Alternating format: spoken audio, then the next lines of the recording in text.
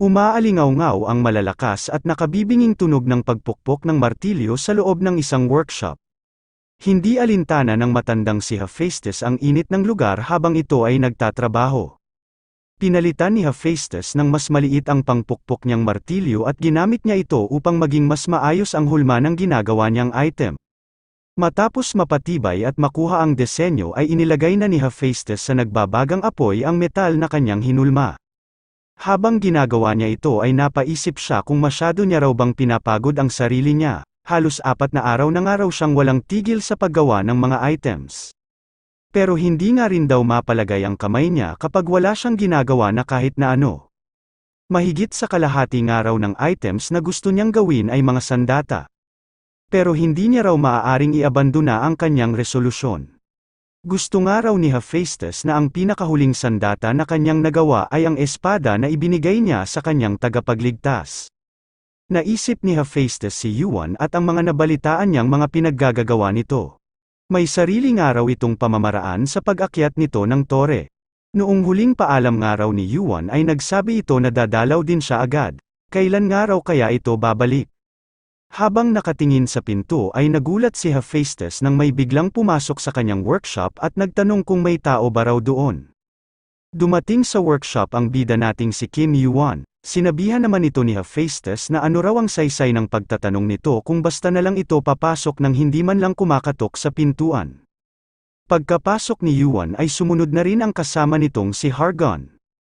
Pagkababa ng dalawa sa isang maliit na hagdan ay nagtanong si Hephaestus kung sino raw ang isinama ni Yuan. Sumagot naman si Hargon at ipinakilala ang sarili niya. Matapos malaman ang pangalan ni Hargon ay sinabi ni Hephaestus na isa raw pala ito sa mga anak ng kanilang ama.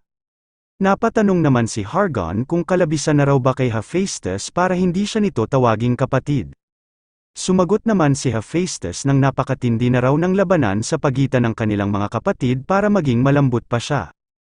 Naglabas si Hephaestus ng kaunting mana sa kanyang katawan at tinanong si Hargon kung naroon din ba raw ito upang kuhanin siya. Pinabulaanan naman ito ni Hargon at sinabing wala raw siyang pakay na ganoon. Sinabi niya rin na wala pa rin siyang kakayahan para gawin ito, nagpunta lang daw siya doon para makilala si Hephaestus. Napatanong naman si Hephaestus kung bakit daw siya nito gustong makilala. Nagulat si Hephaestus sa isinagot sa kanya ni Hargon, sinabi nito na wala raw siyang tiwala sa Olympus. Hindi makapaniwala si Hephaestus na ang isa sa mga anak ni Zeus ay wala na ring tiwala sa Olympus. Sinabi ni Hargon na mula pagkapanganak pa lang daw niya ay sinabihan na siya na isang kriminal ang kuya niyang si Hephaestus. Hanggang sa nalaman daw niya kung paano ito iniligtas ng kaibigan niyang si Yuan. Ito nga raw ang nagbukas sa mga mata niya sa maraming bagay, kaya nga raw gusto niyang personal na makita si Hephaestus at siya mismo ang humusga kung anong klaseng tao ito. Habang tinitingnan ni Hephaestus si Hargon ay naisip niya na halos kaparehong-kapareho nga raw nito ang itsura at kung paano maningin si Zeus. Ito na nga raw siguro ang pinaka nakakuha ng dugo ng kanilang ama higit sa iba pa nilang mga kapatid. Tinanong ni Hephaestus kung ano na raw ngayon ang tingin sa kanya ni Hargon. Nagpalingon-lingon si Hargon sa kanyang paligid at sinabing hindi pa rin daw siya sigurado, kakakilala pa lang daw niya dito. Sinabi ni Hargon na napansin niya raw na hindi na gumagawa ng sandata si Hephaestus, tinanong niya kung tumigil na ba raw ito. Alam niya nga raw noon na napakaraming sandata ang ginawa ni Hephaestus noong naroon pa ito sa Olympus. Sinabi ni Hephaestus na may matalas nga raw na paningin si Hargon. Nagtanong naman si Hargon kung kailan daw ito nagsimulang tumigil sa paggawa ng sandata. Napapikit si Hephaestus ng kanyang mga mata sa itinanong sa kanya ni Hargon, na puno ng katahimikan ang loob ng workshop. Natahimik din si Yuan dahil alam na niya kung ano ang dahilan nito. Nagsalita na si Hephaestus at sinabi kung kailan nga raw siya huminto. Sinabi niya na tumigil na raw siya pagkatapos ng Gigantomachy. Ang mga giants o mga higante nga raw ay isa sa mga lahi na namumuno sa tore dahil sa angkin nilang lakas at malalaking pangangatawan. Marami nga raw ang natatakot sa mga ito dahil sa kanilang laki at taglay na kapangyarihan. Pero nasa panig daw nito noon ang Olympus, kung hindi raw dahil sa tulong ng mga giants ay hindi nila mararating ang kanilang kinatatayuan. Kinikilala nga rin daw ng mga giants ang Olympus bilang kanilang mga kakampi. Mas maayos nga raw sabihin na kinikilala sila nito bilang mga kaibigan. Sinabi ni Hephaestus na itinuturing niya nga rin daw kaibigan ang mga giants na ito. Pero hindi niya raw inasahan ang mga sunod na nangyari. Ang mga sandata raw na siya mismo ang gumawa ay ginamit ng mga taga-Olympus upang ipangsaksak sa puso ng mga giants at pagpapatayin ang mga itinuturing niyang kaibigan. Gigantomachie nga raw ang ipinangalan sa sinimulang digmaan ni Zeus at ng mga taga-Olympus noong nagsimula ng tumiwalag ang mga giants. Nangyari raw ang karumaldumal na digmaang ito nang dahil lang sa politika. Naging masama raw ang opinyon ng iba sa mga giants kaya kinalaban sila ng mga taga-Olympus at sinarili ang lugar at kapangyarihan na dati nilang pinaghahatian. Ang mga malalaking personalidad nga raw mula sa Asgard, Olympus, at mga ranker mula sa iba't ibang guild ay nakipaglaban upang makuha ang mga teritoryo na inaangkin nila. Hanggang sa lumaki raw ng lumaki ang naging digmaan. Maririnig nga raw noon ang tunog ng mga nagtatamang espada mula sa kalangitan na parang mga kidlat. At dahil nga raw sa labanang iyon ay kumalat ang dugo ng napakaraming tao sa loob ng kalupaan ng tore. Sinabi ni Hephaestus na namatay at isinakripisyo nga raw ang kanyang mga kaibigan sa pangyayaring iyon. Naalala ni Hephaestus ang naramdaman niyang emosyon sa pagkamatay ng mga kaibigan niyang giants. Nangyari nga lang daw ito nang dahil sa pagpapataas ng impluwensya ng Olympus. At upang maalis ng mga ito ang natanggap nilang kahihiyan noong nakikipagtulungan pa sila sa mga giants. Sinabi ni Hephaestus na simula nga raw noon ay huminto na siya sa pagtatrabaho para sa Olympus. Sinabi niya rin kay Hargon na doon na rin siya tumigil sa paggawa ng mga sandata. Naisip naman ni Yuan na ito nga rin daw ang ikinwento sa kanya ni Hephaestus habang umiiyak ito nung hindi pa siya dumarating sa kasalukuyang panahon. Sigurado nga raw siya na gaya pa rin noon ang sakit na nararamdaman ngayon ni Hephaestus habang nagkukwento ito. Nilalabanan nga lang daw nito ang lahat ng nararamdaman nitong emosyon upang hindi ito makita ng iba. Sinabi ni Hephaestus na makalipas nga raw ang ilang dekada ay sinabihan siya ng mga taga-Olympus na ipaggawa ulit sila ng sandata. Ito nga raw ay dahil sa kadahilanan na may mga nabubuhay pa ring mga giants. Napatanong si Hargon kung plano na naman daw ba ng mga taga-Olympus na gawin ang Gigantomachie at magsimula ng bagong digmaan. Sumagot naman si Hephaestus na nasa paghahanda pa lang daw ang mga ito, pero nasa 70% raw ang kanyang pagkasigurado. Ipinahayag ni Hephaestus na ito raw ang kwento mula sa panig niya, malaya raw si Hargon kung sino ang gusto nitong pagkatiwalaan. Sinabi ni Hephaestus na maaari raw isipin ni Hargon na mali ang kanyang desisyon, sinabi niya rin na maaaring nagkakamali nga rin daw siya. Tumalikod na si Hephaestus at naglakad, sinabi niya kay Hargon na kahit ganoon pa man ay makikipaglaban pa rin daw siya laban sa Olympus. Tinawag ni Hephaestus si Yuan at sinabing siguro naman daw ay hindi lang ito nagpunta doon para ipakilala si Hargon, sundan daw siya nito sa storage. Bago tuluyang sumunod si Yuan kay Hephaestus ay napatingin ito sa natahimik na si Hargon. Naisip niya na kailangan nga raw nito ng oras na makapag-isip ng mag-isa. Naiwan si Hargon sa bungad ng workshop ni Hephaestus. Napatikom ito ng madiin sa kanyang kamao nang dahil sa storya na kanyang nalaman. Habang naglalakad patungong storage ay sinabi ni Hephaestus na mukhang mabuting bata raw si Hargon, naiintindihan daw niya kung bakit ito dinala ni Yuan doon. Nagtanong rin ito kung magpapatuloy ba raw si Yuan na kasama si Hargon sa paglalakbay nito.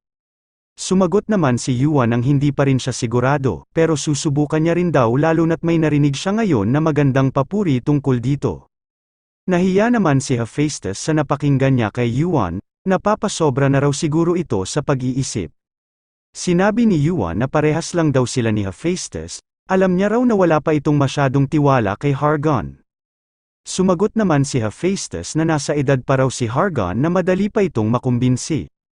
Hindi niya nga raw alam kung saang direksyon ito mapupunta, wala raw siyang pagpipilian kundi patuloy na obserbahan muna ito. Binuksan ni Hephaestus ang nakasarang pinto ng storage. Sinabi niya na ginawa niya raw ito nang naaayon sa kagustuhan ni Yuan, pero mukhang nakagawa raw siya ng isang bagay na magdadala ng gulo. Sinabi niya rin na pagkatapos daw ng narinig niyang pagpapangalan ni Yuan sa kanyang espada, ay siya na raw mismo ang nagpangalan sa item na ito. Tinawag ni Hephaestus na kaini ang makapangyarihang guwantes na kanyang ginawa. Habang tinitingnan ang glove na kaini ay naisip ni Yuan na sa kanyang nakaraang buhay ay ito rin daw ang ipinangalan ni Hephaestus sa ginawa nitong helm ni Hades. Hindi niya nga raw inasahan na parehas pa rin ang ibibigay nitong pangalan kahit na magkaiba ang ginawa nitong item sa dalawang magkaibang panahon. Sinabi ni Hephaestus na ginamit niya raw ang lahat ng adamantium na dinala sa kanya ni Yuan. Nakalagay na rin daw sa labas nito ang Dark Divine Crystal pero hindi raw ito basta-basta makikita sa mga mata. Nagtanong si Yuan kung maaari niya raw ba itong subukan.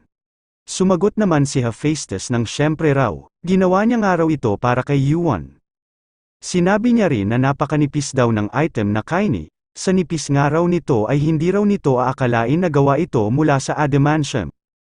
Naisip ni Hephaestus na wala nga raw siyang duda sa kakayahan ni Yuan dahil nakipaglaban na ito sa isang ranker simula pa lang nang nasa ikauna itong palapag.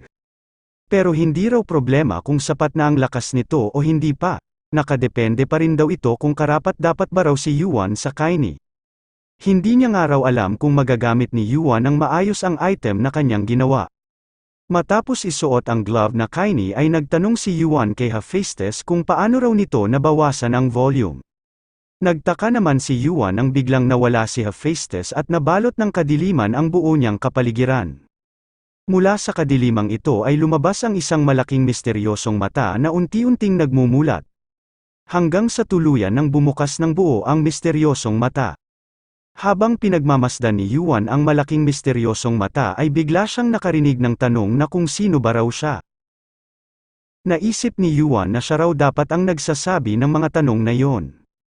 Naisip niya na marahil nga raw ay isa itong pagsubok ng kaini. Nagpakilala si Kim Yuan at sinabi ang pangalan niya. Nagulat naman si Yuan sa binanggit ng misteryosong mata na ibang panahon. Napapaisip siya kung ang tinutukoy ba raw nito ay kung paano siya nagbalik mula sa hinaharap. Nagtanong si Yuan sa misteryosong mata kung ano ba raw ito, at kung ano raw ang pakay nito. Hindi matuwid ang mga pagtatanong at pagsagot ng misteryosong mata. Sumagot ito kay Yuan ang siya raw ang mata. Hindi raw siya makapagsalita dahil hindi raw siya ang bibig. Napatanong naman si Yuan kung ang ibig ba raw nitong sabihin ay wala itong kakayahan na makapagsalita dahil isa itong mata at hindi isang bibig. Naisip ni Yuan na napakagulo nga raw nang isinagot nito sa kanya. Wala nga raw silang gaanong impormasyon tungkol sa tatlong sacred treasures ng Olympus, kabilang na nga raw doon ang kaini na ginawa mula sa Dark Divine Crystal. Naglaho nga raw ang mga item na ito nung sinugod sila ng mga outer gods. Ang impormasyon nga lang daw na alam ni Yuan ay ang mga kakaunting narinig niya mula kay Kronos. Dati nga raw ay hell ni Hades ang kaini, at ngayon nga raw ay isa na itong guwantes. Nakatago nga raw ba ang bagay na ito sa loob ng Dark Divine Crystal, o ito talaga mismo ang kristal na ito?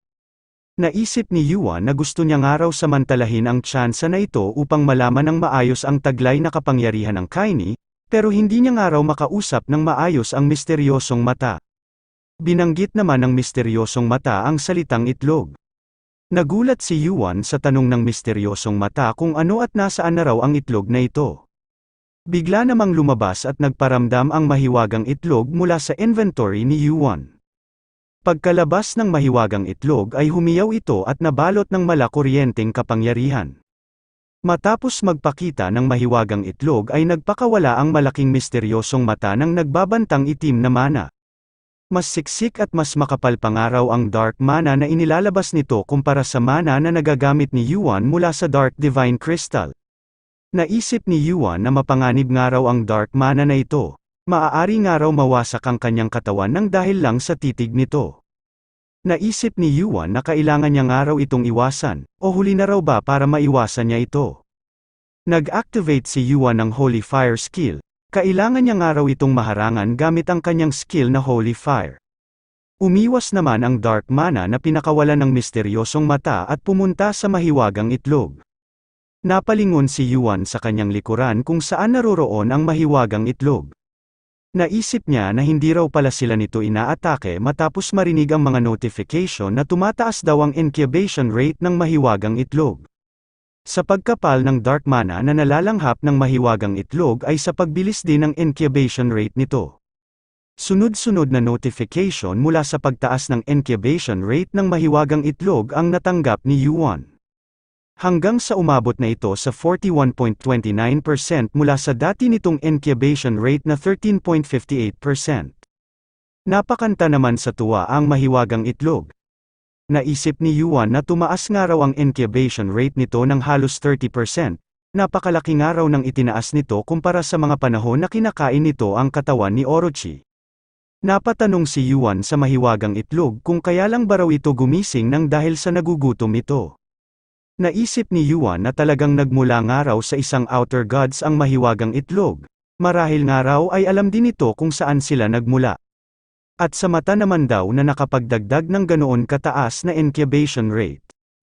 Tinawag ni Yuan ang misteryosong mata, tinanong niya ito kung alam ba raw nito kung ano ang hawak niyang mahiwagang itlog.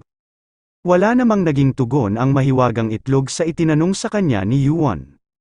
Sinabi ni Yuan na wag na raw nitong sagutin ang tanong niya at magsalita na lang ito ng kahit na ano. Hindi pa rin nagsalita ang misteryosong mata at kumurap lang ito ng makailang ulit. Hanggang sa unti-unti na itong napapapikit. Bago ito tuluyang mapapikit ay nagsalita na ito at sinabing manonood daw siya. Naguluhan naman si Yuan sa mga narinig na salita sa misteryosong mata.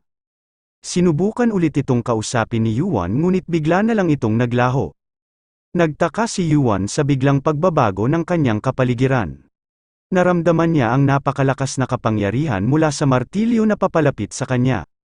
Napatigil si Hephaestus sa paghampas, nang marinig niya ang boses ni Yuan.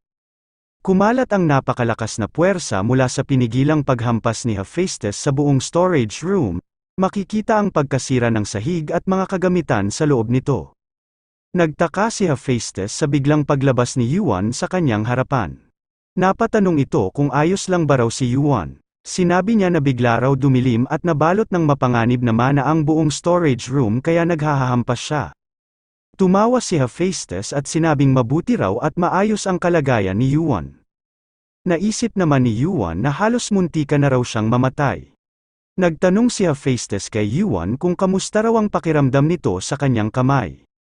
Sumagot naman si Yuan ng maayos nga raw ito, talagang gawa nga raw ito sa magandang materyales.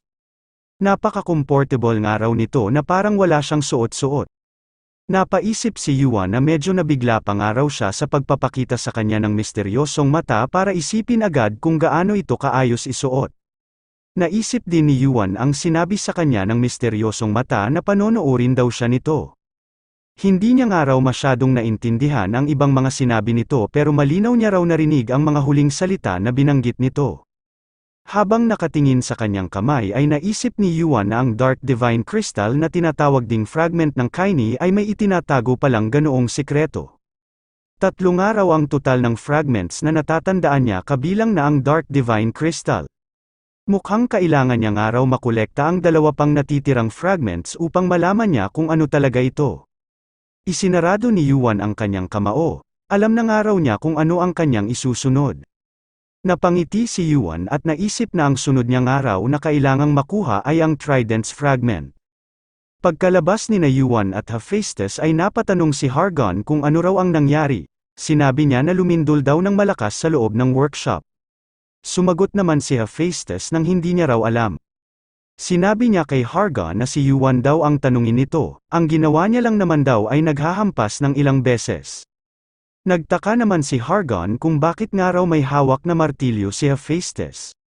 Matapos walang malaman na sagot ay tinawag na ni Hargon ang naglalakad na si Yuan. Habang tinitingnan ni Hargon ang paglapit nito ay napansin niya ang suot nitong guwantes, napaisip siya kung bagong item ba raw ito. Tinanong ni Hargon si Yuan kung okay lang ba raw ito. Tinanong niya rin kung ano raw ang ibig sabihin ng sinabi sa kanya ng kuya niyang si Hephaestus. Sumagot naman si Yuan ang hindi niya rin daw alam. Sinabi ni Hargon na parehas daw ang isinagot sa kanya ng dalawa. Napatanong ito kay Yuan kung nag-away ba raw sila ni Hephaestus. Sumagot naman si Yuan ang hindi raw. Sinabi niya na mapapadala nga raw siya ng mabilis sa impyerno kapag tinamaan siya ng martilyo ni Hephaestus ng kahit na isang beses. Nakumbinsi naman si Hargon at sinabi kay Yuan na totoo nga raw ang sinabi nito. Sinabihan ni Yuan si Hargon na wala raw itong dapat ipag-alala. Ganoon lang daw talaga ang sagot nila dahil wala raw talaga silang alam kung ano ang nangyari. Matapos magpaliwanag ay nagtanong si Yuan kung kamusta na raw si Hargon, tinanong niya kung nalinawan na raw ba ito. Sumagot naman si Hargon nang hindi pa rin daw, medyo naguguluhan pa rin daw siya. Tingin niya raw ay kailangan niya munang makausap ang kanyang ate at kuya. Napatanong naman si Yuan kung sino ba raw ang tinutukoy na ate at kuya ni Hargon. Sinabi niya na hindi lang naman daw isa o dalawa ang mga kapatid nito. Sumagot naman si Hargon na ito raw ay ang kanyang kuya Apollo at ate Artemis. Naisip ni Yuan na si Apollo at Artemis nga raw ay kagaya ng sitwasyon ni Hargon, mga anak nga raw ito ni Zeus sa ibang babae. Kabilang nga rin daw ang dalawang ito sa top 10 high rankers ng Olympus, at siya ring mga pangunahing kalahok sa naganap na Gigantomachie. Naisip ni Yuan na sa gagawing pakikipagkita nga raw ni Hargon sa dalawa nitong kapatid upang malaman ang mga nangyari sa Gigantomachie, ay mukhang pinagtutuunan nga raw nito ng pansin ang mga nalaman niya. Sinabi ni Hargon na maiba raw sila ng usapan, sinabi niya kay Yuan na magpo-focus daw muna siya ngayon sa gaganaping tournament. May prize nga raw ito at kailangan niya nga rin daw mapataas ang kanyang kasikatan upang magkaroon siya ng mas malaking impluwensya sa loob ng Olympus. Sinabi ni Yuan na may pakialam raw pala si Hargon sa mga ganoong bagay. Sumagot si Hargon ang syempre naman daw, sinabi niya na hindi niya raw katulad ang kuya niyang si Ares. Para makabuo raw siya ng isang paksyon na sumusunod sa kanya, wala raw siyang pagpipilian kundi patuloy na ipakita at patunayan ang kanyang halaga. Sinabi rin ni Hargon na kumpara raw sa mga nagdaang tournament, mas marami raw kamangha-manghang contestant ang sumali ngayon. Dahil na nga rin daw doon ay mas madami raw ngayong ranker ang manunood. Hindi niya nga raw hahayaan na palampasin ang perpektong stage na gaya nito. Bigla na lang nasiyahan si Hargon at tinanong kung alam ba raw ni Yuan na mahigit sa kalahati ng mga rankers ang nakaabang sa mga susunod nitong ipapakita. Naisip ni Yuan na mukhang nasasabik na nga raw si Hargon, parang nakikipagkumpetensya raw ito. Lumapit si Hargon at sinabi kay Yuan na may usap-usapan daw na may isang bigating partisipante ang sumali sa gaganaping tournament. Napatanong naman si Yuan kung sino raw ito. Sumagot si Hargon kay Yuan at sinabing wala na raw iba kundi ang Vice Lord ng Heavenly Demonic Cult. Natahimik naman si Yuan matapos marinig ang sinabi ni Hargon. Nagtanong si Hargon kay Yuan kung ano raw ang pakiramdam nito ngayon, tumaas ba raw ang competitive spirit nito.